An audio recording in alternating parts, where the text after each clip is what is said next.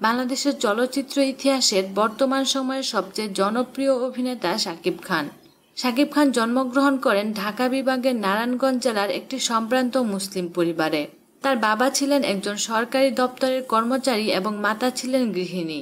তার পরিবারের অন্যান্য সদস্য বলতে তার এক ভাই এবং এক বোন রয়েছে। প্রকৃত নাম মাসুদ রানা হলেও তিনি শাকিব খান নামে আবির্ভূত হন সোহানুর রহমান সোহানের অনন্ত ভালোবাসা ছবিটির মাধ্যমে।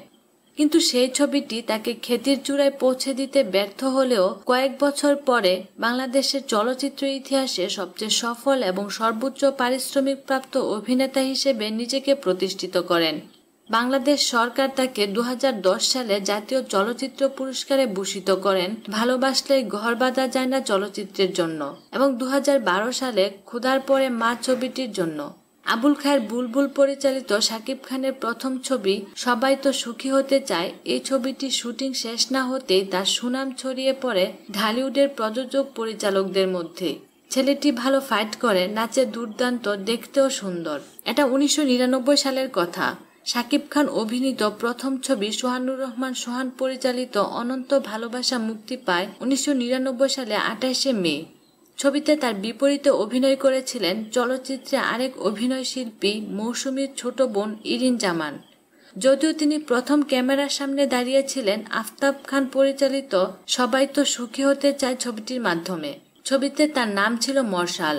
ছবি হিসেবে অনন্ত ভালোবাসা খুব একটা সফল না হলেও নায়ক হিসেবে সকলের দৃষ্টি কেড়ে নেন শাকিব খান এবং ধীরে ধীরে নিজেকে নিয়ে যান প্রতিদ্বন্দ্বী সকল নায়কের ধরাছোঁয়ার বাইরে।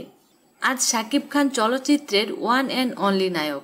পুরো ইন্ডাস্ট্রি একাই টেনে নিয়ে যাচ্ছেন আপন কারিশমায়। 28 মে 2011 সালে অভিনয়ের এক যুগ পূর্ণ করেন এই অভিনেতা।